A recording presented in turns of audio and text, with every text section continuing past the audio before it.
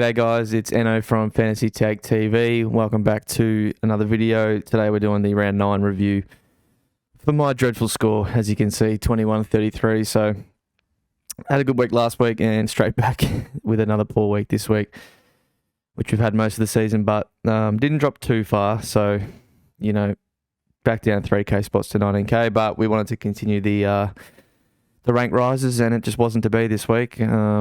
It was all looking pretty good up until Sunday, and then everything just went pear-shaped. So I was happy with the trades I did, but then at the end of the round, obviously in hindsight, there's things that I could have done differently. But I think I'll be still looking good going forward after some trades this week.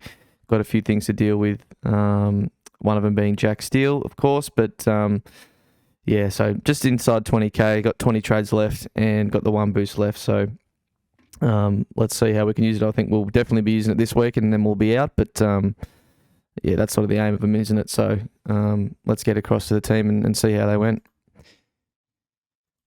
All right, Tommy Stewart got back to his best, pretty much bang on what he's been averaging this season, 113.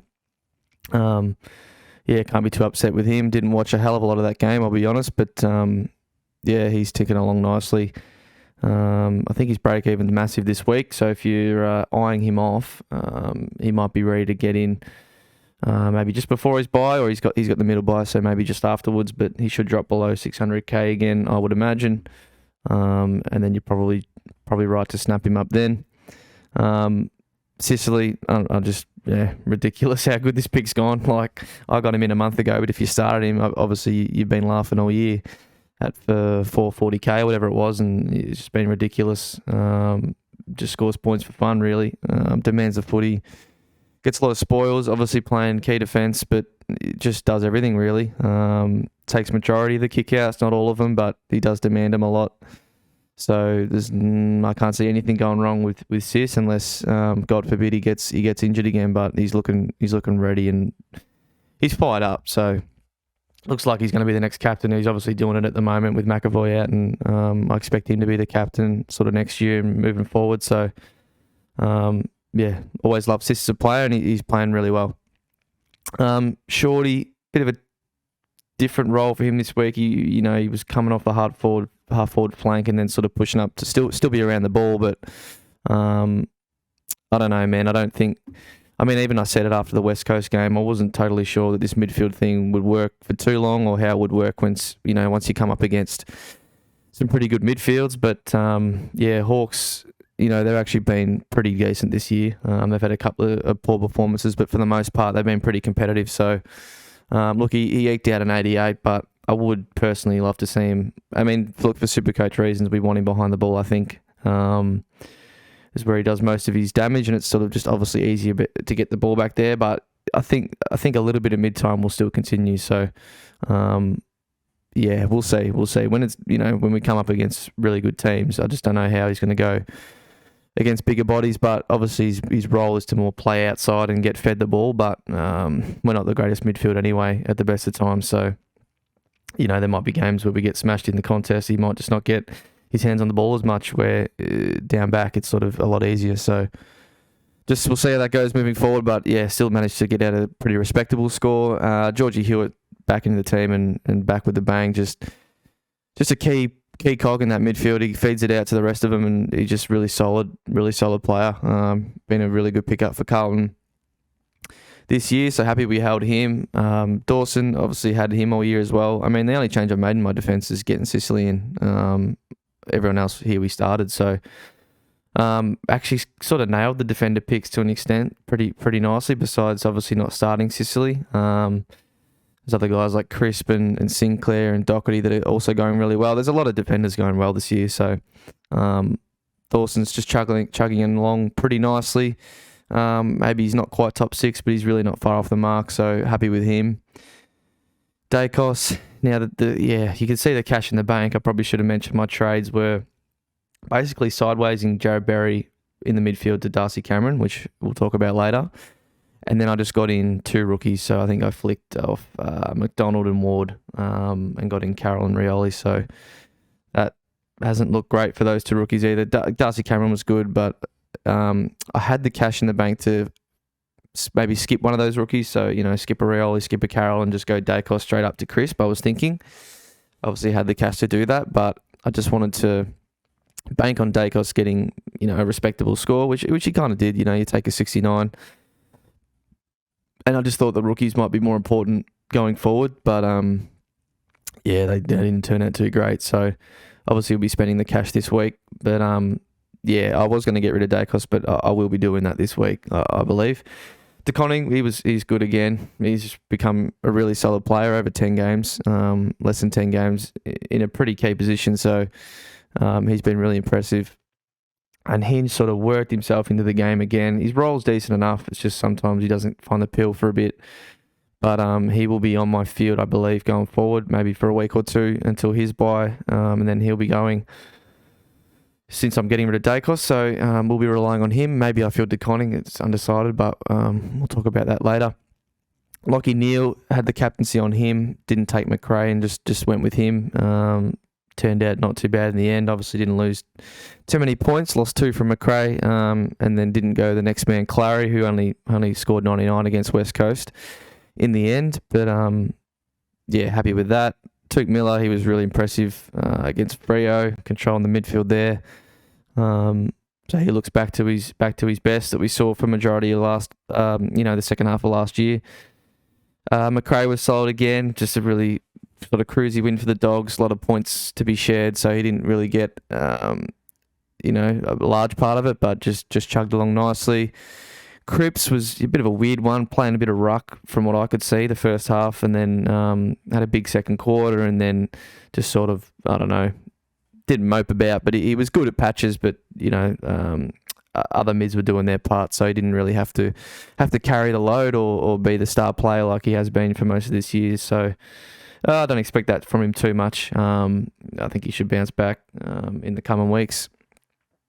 Jack Steele, this is the disappointing one. Got him in, I think, about a month ago, and it was straight in with a 140 against the Giants. Then a 120 against, can't even remember now, but the last 2 weeks were just really, really hurt. Back-to-back 70s. Last week was just a clanger fest. Nothing went his way, and then this week, of course, did the shoulder in, I think, the second quarter, and then toughed it out and came back out in the second half. So good on you for that, Jack. Thanks for the extra 40 points or whatever it was, but he's now out for 6 to 8 weeks getting surgery on his AC joint. So he obviously has to go, but that's just really hurt. Maybe if I got a Callum Mills or someone else in at that stage, I'd be obviously a lot better off for points, and then wouldn't have to be wasting a trade to get rid of him. But not much you can do about that. Jack Carroll, as I said before, one of the rookies I got in that just didn't really do much. Looped McComb, and then obviously with the 41, I thought I'd take the chance on Carroll, and obviously lost points there. But that's a move you make or decision you make 10 times out of 10. But just wasn't to be. Greggy Clark, who I got in for his first game, 2 weeks ago, finally back and playing, and he was okay. Got a fair chunk of CBAs, fair bit of mid-time, so you think they persist with him going forward. Robbie McComb, as I said, just sort of, doing his forward role that, just involves pressure acts and a lot of things that you don't get points for. So I don't think he's losing his spot. He will get forward status eventually, which might be handy, but he's just not going to be that great of a scorer for us. And then old Maurice. Yeah, I guess we were saying this all along, that he could be Roses 2.0, and I don't even think he's Roses 2.0, because a bloody 7 is just freaking ridiculous. So he's absolutely killed his cash gen. Not that we're going to be heavily relying on it, but at this point, we just need him to play in round 13, I think. Going to be struggling to field a team in the first 2 rounds of the bye, so he obviously has the first bye, but we'll really need him in round 13 just to play. And I mean, look, if he scores us a 10, I don't think it will matter that much, will it? But if he can just get us a 30 or a 40 in that round, it'll be handy. And then Owens, who I was going to ditch initially, I opted to get rid of McDonald instead. When I found out he was a sub, I just thought I'd get rid of him then, because he could look. His break even was only 20, I think, McDonald, but just wanted to get rid of him just in case he scored a 2 or something. And I think he was probably going to go for me anyway. The only thing I was tempted to keep him for was because he does play through to the last bye, so he would have helped in the first bye. Him and Ward, really, but I just needed their money, and Just cut the losses there. They haven't been good rookies for us, really. So, bit of a disappointment. And, of course, Owens hasn't done anything. So, but he will be going this week. I can make my trades with him. And then he'll be going the Rucks and bloody Sean Darcy. Yeah, I'm not calling him his name this week. He's just getting Sean from me. Pretty disappointing from the big fella. But just Jared Witts, what do you do at this point? The man is I think, literally Ruck 1. I haven't looked, but he is R1. Points average 380k. Almost turning 30, I think, in a couple of months. Did his ACL. Well, I don't really need to say anything else. Just he's really good. It's just ridiculous. So, yeah, I mean, I think Shrek, I'll call him Shrek. He got more hit outs in the end, but his mids and Freo didn't really turn up. So, yeah, Witt's got that goal early that helped his score tick along, but he just ended up with more hit outs to his mids. I think 12 or something in the end for Witts, and I think it was only 5 or 6 for Darcy in the end. So wasn't able to really impact much of the game, and his score probably reflects that fairly. So kicked a late goal, but of course wasn't worth a dime because the game was well and truly over. So really weird performance from Freo. They get Collingwood this week at home, and you hope they bounce back. So yeah, against Darcy Cameron, doesn't he? So yeah, hopefully he bounces back with a big one. Prusy, again, I mean, if you got Witts and Bruce, you just literally laughing to the bank at this point. You got Witts for 380k, you got Bruce for 200, and they're scoring top line numbers. So it's just a ridiculous year at this point. But another 120 from him. He's averaging 110 on the dot, and yeah, I mean, until he blows up, either score wise or with an injury or something, Prusy isn't going anywhere really. It's 500k. Sammy Hayes 55. Everybody scored more than Darcy in the end, so that's not great for me. It really hasn't worked out. I mean, obviously last week it did with Darcy's big score, but when he was out 3 weeks ago, whatever, needed Hayes on field and he scored a 50, and then this week he gets outscored by Hayes. So yeah, I think Hayes is still good for a few more weeks, make some more cash for us. If he's on field, yeah, it's not the greatest, but I'd stick fat with it if you were Bruce and Hayes. I just would. I wouldn't worry about bringing Darcy in until around his bye. He's got some good matchups afterwards, and then Gawn obviously just dropped that poor score, so he'll be coming down as well. So I'd just roll with it. I'd upgrade elsewhere, and I'd just continue to roll with it. Is my advice. And then forwards, Dunkley was good, and again that sort of cruisy win. He's playing a bit more forward, so it is a bit annoying at times, but still got his hands on the footy. Henny, just another 90 from him. He's just a few average scores at the minute.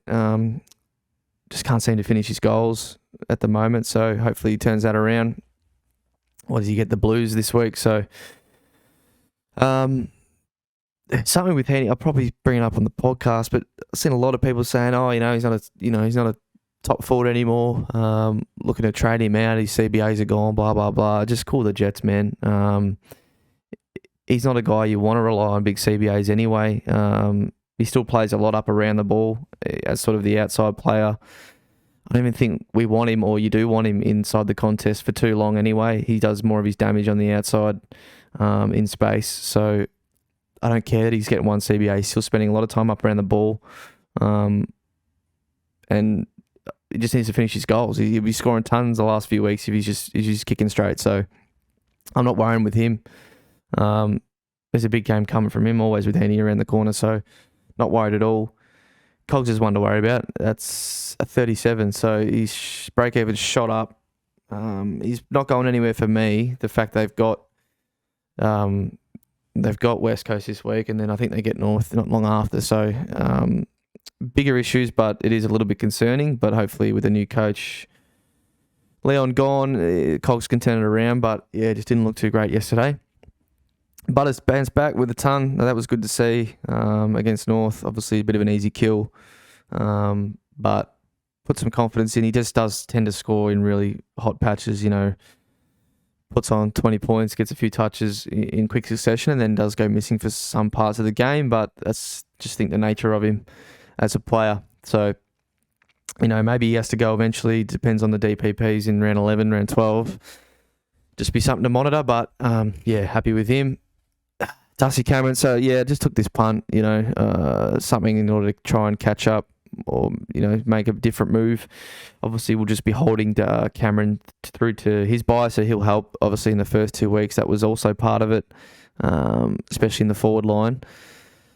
So yeah, just needed 3 or 4 more decent weeks from him and hopefully swap him to another forward premium in round 14. So got the number 1 ruck role. Maybe Mason Cox comes in, but I still think they'll persist with Cameron as sort of the main one. But he's still only going 60-40 with Begg. So, yeah, just want 90s from him. Even 85s he'll do.